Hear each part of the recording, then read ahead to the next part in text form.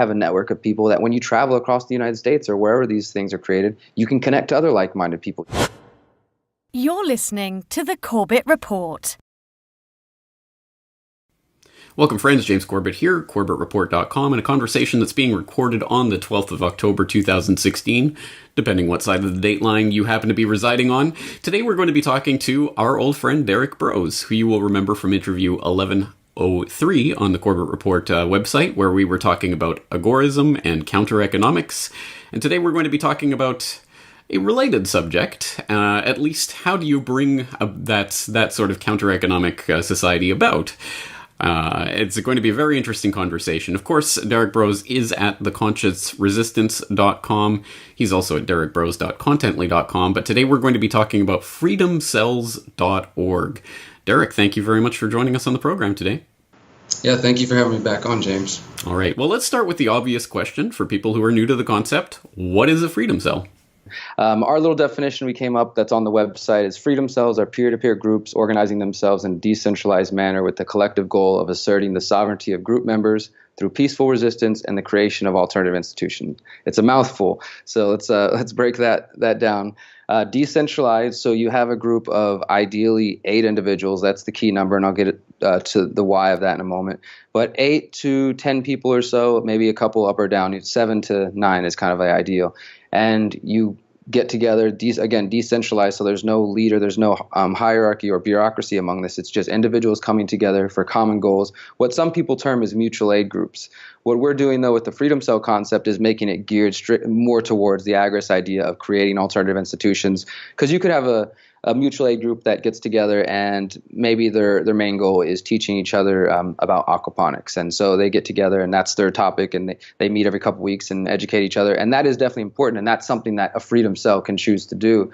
But that isn't necessarily that idea isn't necessarily coming together with the idea of creating something new that can challenge the state in itself. And that's what we're geared towards in the long term.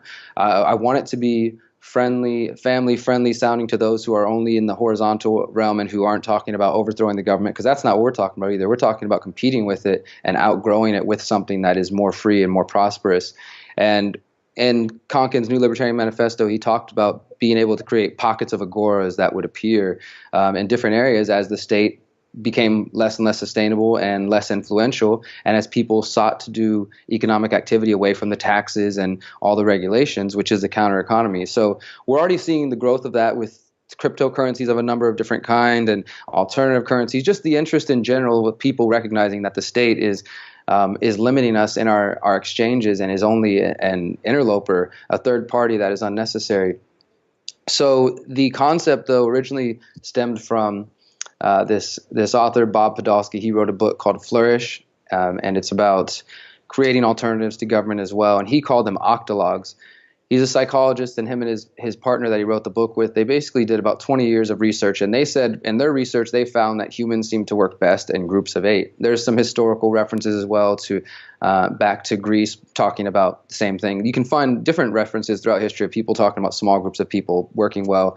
The idea being that if there's too little people, then you're kind of ineffective. You can't really do a whole lot. But if there's too many chiefs, too many people, too many differing opinions, but you can kind of get this ideal number. Bob talks about balancing it with 4 females and 4 males. With freedom cells, we're again making it decentralized and allowing people to do what they think works best in their communities. So I've been talking with activists out of Austin, Texas. I'm here in Houston. We've been talking about this for about a year now. Bob's in Arizona. And really the last year we've started to push it more and more until we got the website up now, freedomcells.org. There's a Facebook page and all that information out there. But the whole purpose of this, I guess you could say this Freedom Cell Network is what we're calling it, is to get people to meet in real life. The website is beautiful. It's like any sort of social network, even though we're not asking you to treat it like a social network. You can meet other people. You can see how close people are to you, what their interests, what skills they have to share. The goal, though, is to get people connected in the real world to meet. So I can tell you a bit about what we've been doing in Houston, and I would like to also give examples of how this concept could be applied so that people can see tangible, it's not just a concept in the air, but something tangible. So in Houston, we started meeting about 6 months ago, and there's 7 of us that consistently meet. We meet every 2 weeks or so.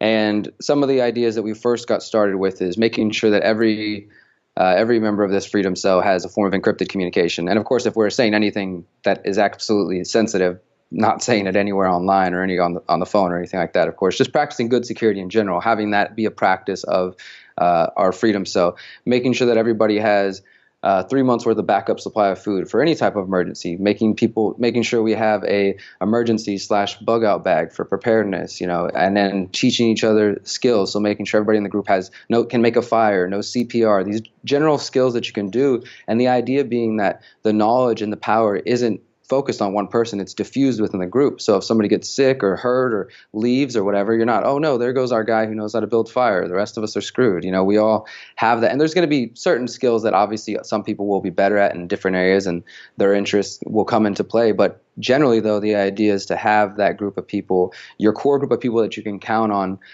in times of need. And, it doesn't have to be just with the prepping stuff. The aquaponics example I mentioned is something that we've actually done. We did that with permaculture, where we met and we broke apart different areas of permaculture. Everybody took an assignment and then researched it. We watched a documentary together, came back and taught each other everything that we learned. And, with the idea that our goal is to take this freedom cell concept, work developing it in the city of Houston, but towards the idea of buying land sometime next year to start the intentional communities like you were mentioning earlier, James, because that's the truth, is in order to lay the ground for the Agora, for this future free society, a possible stateless society, or at least more free than we are now, like we can't just continue to rely on voting or believing that something like violence is going to work, or any of those, those ideas have long passed their relevance. And the only thing that really matters at this point is to create something new. And the more research I do into agorism and just living my own lifestyle, I realize I have to connect with other people. We have to start building these cells. And I like the name. The reason the freedom cell name also comes from the idea of they talk about terror cells. We're trying to retake the language and make it, a freedom cell, a cell of people based upon the principles of sovereignty and freedom and mutual aid and educating each other and skill sharing and things like that. And another way to look at it, I see each of these individual cells as being sort of like the cellular body. We're connecting to create a larger body and larger network that can replace the old. And the concept being, though, so you're in wherever you're at, start looking for people that are like-minded, that have similar interests. Use the Freedom Cell Network website. Go on there and sign up, and it'll immediately tell you how many people are within a certain range of you. It's also connected to a larger website that's called the Community Connector. There's great people on there as well. They're not necessarily anarchist or freedom cell minded, but they're concerned generally about a lot of topics. So it's a great way to connect with a larger network that exists within what we're building, so that you can start to find people. Another good way is go to farmers markets, go to arts markets, where there's going to be other people who are already sort of in the counter economy, whether they realize it or not, and talking to them about, hey, this is really cool. You get to come out here and you're not taxed and you just make some money. Have you ever heard of Bitcoin? Maybe we can do that. Just get those conversations. It's going to take some work if you're serious about developing this. I've had a lot of people reach out to me and say, hey, I'm the one guy in my community. There's nobody here that's awake anywhere. Maybe in the beginning you might have to be that one person, out there really trying to spread skills, or maybe you might have to make a little bit of drive to get to somebody else.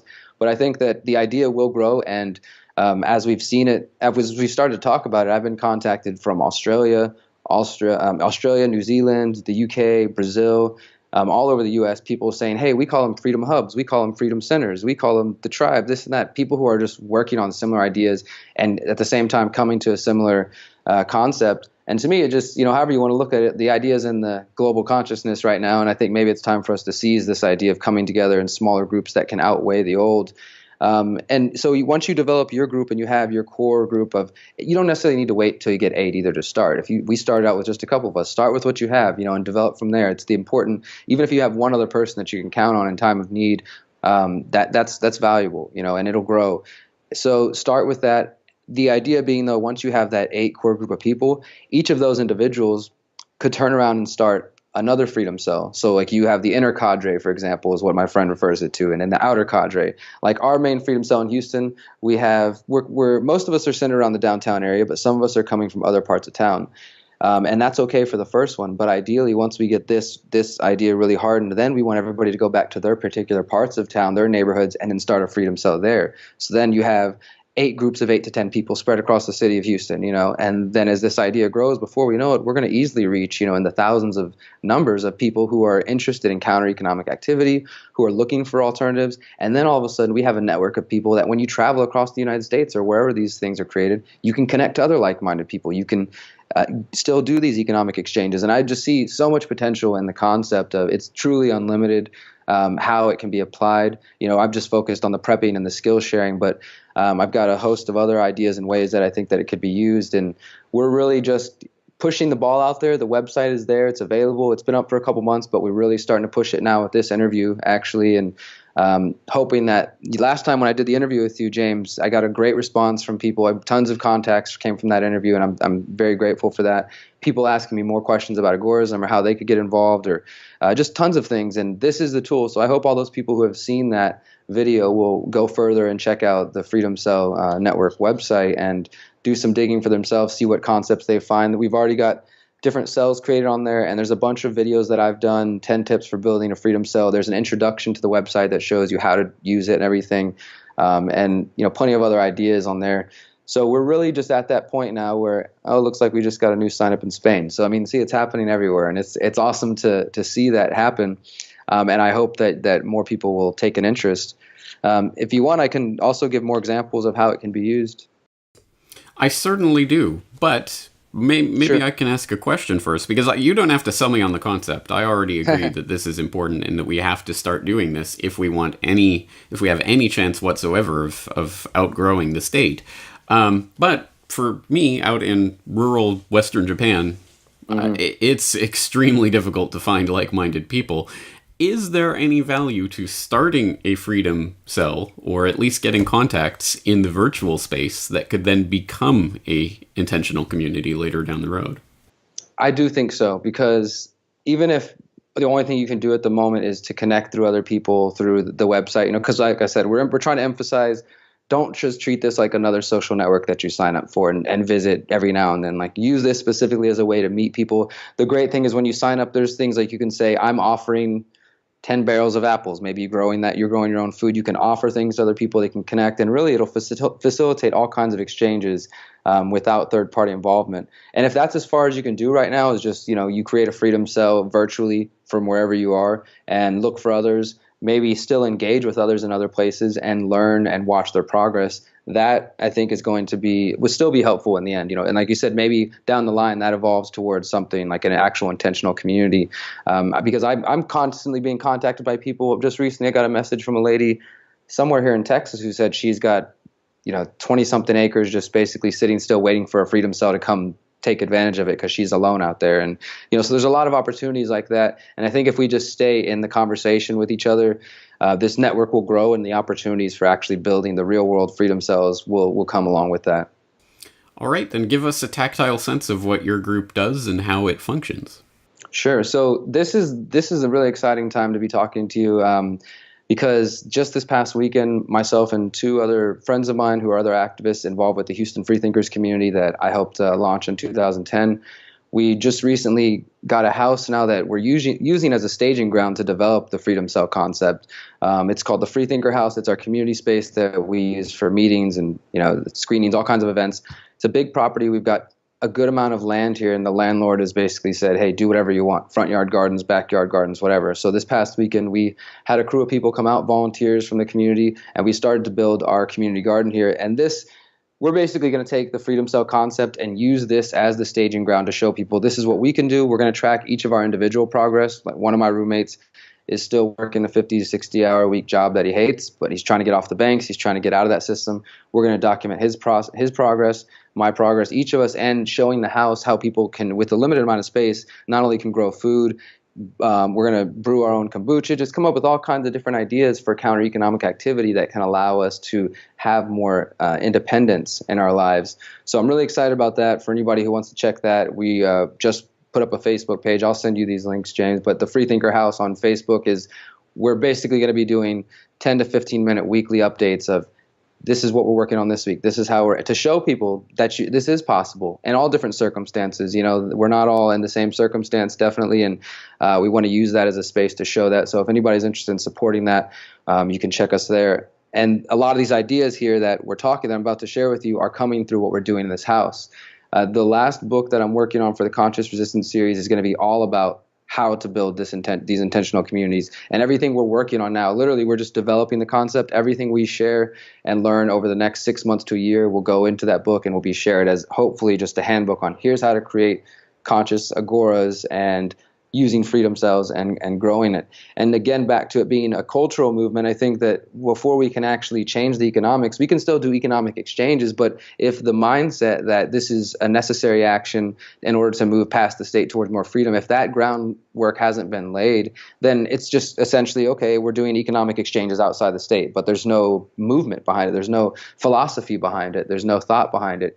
And we want to be able to change that. We want to be able to connect with Houston's artist community and music community and show them the value of ideas like agorism, even if we're not getting them all to read the New Libertarian Manifesto, but getting them to understand through the marketplaces that we're going to create and the events that we're going to host here that this is what we're trying to build. You know, there's no government involvement, there's gray and black market, and then hopefully along the way also converting some of these more open-minded people to the actual philosophy of freedom. You know, but for us, it starts with bringing people together, creating the space to do that, and that's what this house is going to allow us to do. So we're going to use the concept of freedom cells to host, again, the meetings. The meetings themselves are just bringing people together, introducing them to the ideas of agorism. So that alone is just spreading. That's one more mind that is working on understanding the concept of agorism. We want to use it to develop urban farming revenue, really there's some great examples out there on YouTube. You can see people with less than half an acre making $70,000 a year off the crops that they grow. You know, we have a bit more than that, and we have some experience, the three of us do, with gardening, urban gardening, and we're going to be very careful with what we're growing, finding local restaurants that want to buy it directly from us, the crops that we're growing. And of course, this will be done without reporting it to Uncle Sam or anything like that. So that'll be, and even better if we can find local restaurants or vendors who are willing to take, precious metals or some other alternative, or even just a direct barter.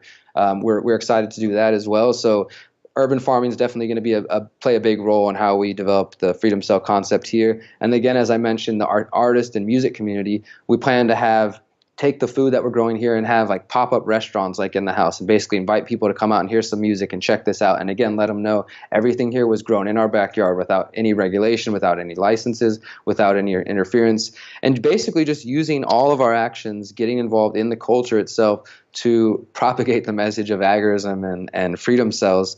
And talked about doing maker spaces. There's a really great group here that works on 3D printing a lot. We want to do some agorist action related to 3D printing. So the concept is really an open-ended concept that has unlimited potential. We talked about prepping. We're talking about emergency preparedness in general, talking about food, privacy.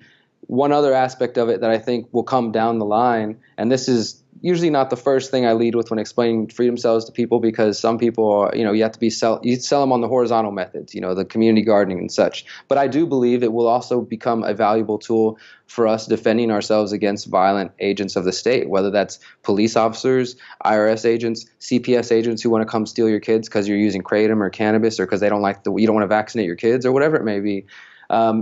We want it to be a mutual support group using apps like Cell 411 and others that allow for emergency alert system. So you put that idea together, you have your freedom cell, and again, you've got different cells spread throughout the city. When we get to this point, if you're getting pulled over and you need some assistance, you need somebody to come back up to film to make sure you're safe, or you literally just need people to come defend your family from agents of the state. We've seen examples out there where individuals will stop a cop from arresting somebody in the neighborhood. There's a great one out there of like a 16-year-old girl getting grabbed by this officer. He was not even in officer's uniform. He was totally in plain clothes trying to grab this girl, and the mom and some people from the community basically just getting in the way and interfering and stopping it from happening. But it was totally reactive. It was totally spur of the moment. When I go to a lot of these tense situations where there's heavy police presence, I usually look on the activist side and I see a lot of chaos of people just like fighting over which cause is right and who wants to be heard on the bullhorn and this and that. And I look across the street and I see these heavily militarized police officers who I know have a plan, that are prepared for whatever is coming. And we need to have a plan for that. So I suggest that freedom cells also do role playing. Somebody be the jerk off cop and somebody be the victim, and everybody else really think about how you would respond to that situation. Because for me, I played it out in my head, and it's not about being macho or trying to be the hero, but I literally don't think I could just sit there and watch somebody get beat down in front of me, But if one person rushes a cop, you're going to get shot. Then you have two people killed. But if a group of people peacefully, non-violently, but assertively resist an officer, maybe you're in a state that's open, where open carry is legal, and you just show the officer, like, hey, get off of that person, stop, like, disarm them, get them in their car, like, HPD is no longer welcome in our community. Send that message back there. When we start getting to the point where our communities are able to actually do that, and they start seeing examples of this pop up, that's when the later third and fourth stages of agorism that Samuel Konkin talked about, when these private defense agencies, where we're actually able to start defending ourselves against the state, that is when I believe we're shifting into a whole new phase of actual defense. And again, it's not about violence or insurrection or anything like that. It's about defense against these people who are attempting to oppress and limit our freedom. And any fan of your work knows that they're complete crazy tyrants. So it's about defending our communities. I think Freedom Cells can also be an example of that. One other example I've seen in a similar way is in Detroit, when there was the water shut-offs, the total corporate takeover of Detroit, and then the regular citizens getting their water cut off. They some of the guys out there, they call them groups of angels. And basically, they form human chains around people's houses when they try to come turn off their water, and they successfully kept water on for plenty of people who owed a little bit of money, but compared to the corporations who owe billions, they get to keep their facilities going. So it was successful in that case. I have friends in Austin who are also working on the Freedom Cell concept who've been successful with defending families against CPS. So again, defense, education, spreading knowledge, preparation, just organizing. The concept has unlimited potential, and I really hope that everyone listening will go to freedomcells.org, check it out, join, start a cell in your community if you don't see one. And even if, as you were saying, James, even if you're the only person where you're at, still follow the movements, be a part of it, help spread the ideas, because the more they spread, then the more people are likely to take them up. And one other, last piece of advice that I have to anybody that's starting a Freedom Cell or hub or whatever you want to call it, the name's not really important ultimately, it's the concept, is to be a good marketer, a good promoter for this idea. If it works for you, if it's helping you get fulfillment and your life is flourishing and you're getting all these benefits out of it, then let everybody know. Let the people know. Look, I've came into this new idea. I have a group of friends, and we're all teaching each other skills. We're growing our own food, and it's really awesome, so that people understand there's value to it and they want to get involved. Because ultimately, again, the answers aren't going to come in any sort of ballot box on November 8th. And they're not going to come through insurrection against the state. But there's a great, great, great opportunity for us to create something brand new that hasn't been seen. It's just going to take a bit of work for us to get there. So I hope you guys will check out Freedom Cells. I hope so, too. You raise such an important point that the enemies of liberty are organized and prepared, and they know how to handle these situations. And the defenders of liberty, generally speaking, are like chickens running around with their heads cut off, not really having prepared for these types of situations. So I think that is an important point of it, but I can imagine this all from the perspective of the social engineers who, Freedom Cell might be the right word, because, this cancer of freedom is metastasizing. We have to stamp it out here and there. That's the important point of this. It's not just about preparing yourself and your family. It's not just about drawing together like-minded people and getting prepared in that way, but it's also creating the alternative structures that other people who may never have even thought about this can then come into without even necessarily understanding why or what's happening, but they are drawn into it because it is an alternative structure that exists, and hey, this is flourishing, and look at all these people who are doing all of this, and wow, we actually don't need government to do everything for us. This answers the problem that people have. Well, what's your solution? Yeah, we know there's a problem, but what's your alternative? Well, if we don't start building the alternative, we'll never have an answer to that. So I think this is extremely important work. I don't want to overtalk it here because there's a lot to go through, but we will direct people once again to freedomcells.org, where they can see all of those videos that you talked about that introduce the concept and talk about how to build up a freedom cell and interviews about this subject. So we'll direct people there once again. And I'm assuming, I certainly hope you'll be back on in the future to talk more about your own freedom cell and the updates to what's going on in that regard. But where can people follow your own work? Yeah, absolutely. Thank you, James. I really appreciate it again. Of course, most of my content is always on the consciousresistance.com, specifically for the Freedom Cells. I would follow the Freethinker House on Facebook. We're also launching a Patreon this week that basically will give behind the scenes of everything we do. Most of it's going to be all public, but there's going to be some like more detailed explanations of, hey, here's how we're actually doing this process for people who want to support further. And we're really trying to get people to see that we want to take the bumps and the bruises and the ups and downs and show you what doesn't work and be very transparent and open. Like, hey guys, we tried to do this concept. We thought it was going to make us a good amount of money and help us quit our jobs, but it backfired because of this, or we had state interference in this, and really just give people the understanding. So that will be on the Freethinker House on Facebook. I'll send you that link, and also through the Patreon there. And I would love to come back and do an update in a couple months or so. Excellent. Well, we're looking forward to it. In the meantime, people can go to freedomcells.org, and we'll put the link, of course, in the show notes, along with all the other links that you're talking about there and resources for people to get studied up on this important subject. Derek Brose, thank you again for coming on the program. Thank you.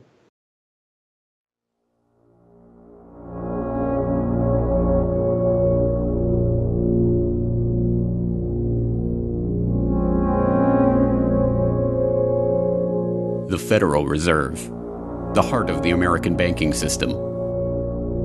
For over 100 years, it has operated in the shadows, controlling America's money supply in total secrecy.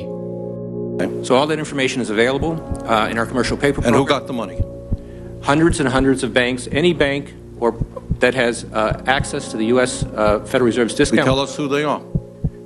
No. Until now.